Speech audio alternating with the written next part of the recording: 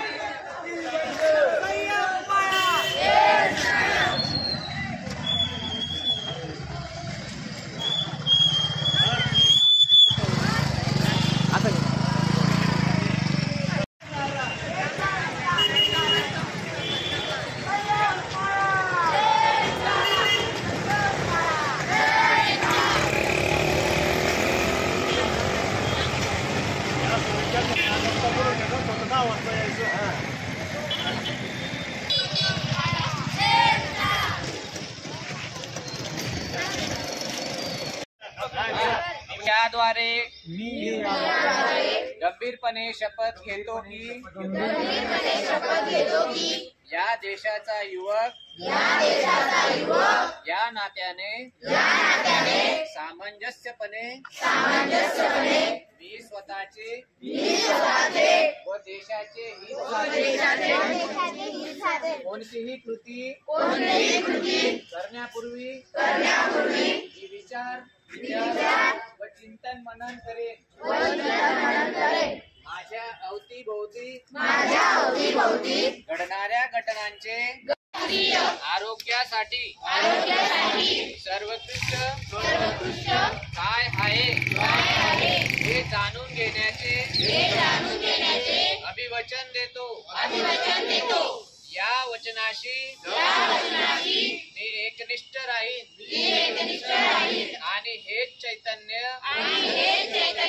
माझ्या मित्र मैत्रिणींमध्ये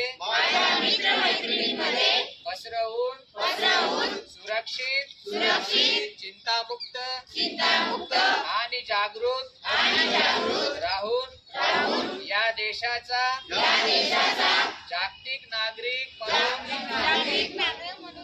नागरिक म्हणून जगेल।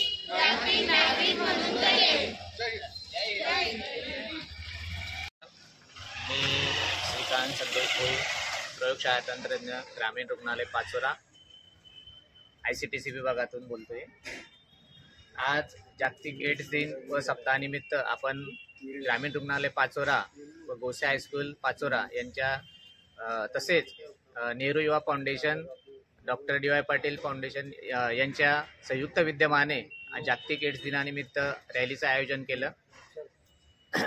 HIV एड्स जनजागृती कार्यक्रम आपण दरवर्षी राबवत असतो।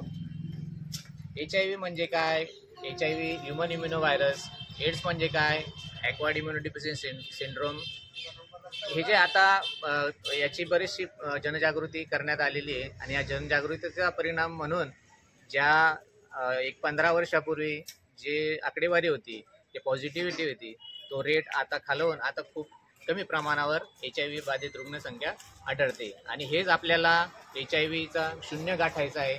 या उद्देशाने नॅशनल एड्स कंट्रोल ऑर्गनायझेशन तसेच Maharashtra state AIDS control society Mumbai आणि जिल्हा एड्स नियंत्रण विभाग जळगाव यांच्या मार्गदर्शनाखाली आपण दरवर्षी विविध प्रकारचे कार्यक्रम जनजागृती मोहीम राबवत असतो.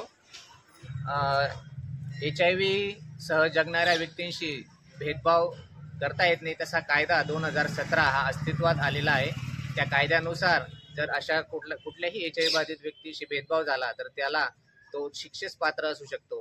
दुसरी गोष्ट, प्रत्येक व्यक्तीने आपलं स्वतःचं HIV स्टेटस हे जाणून घ्यायला पाहिजे.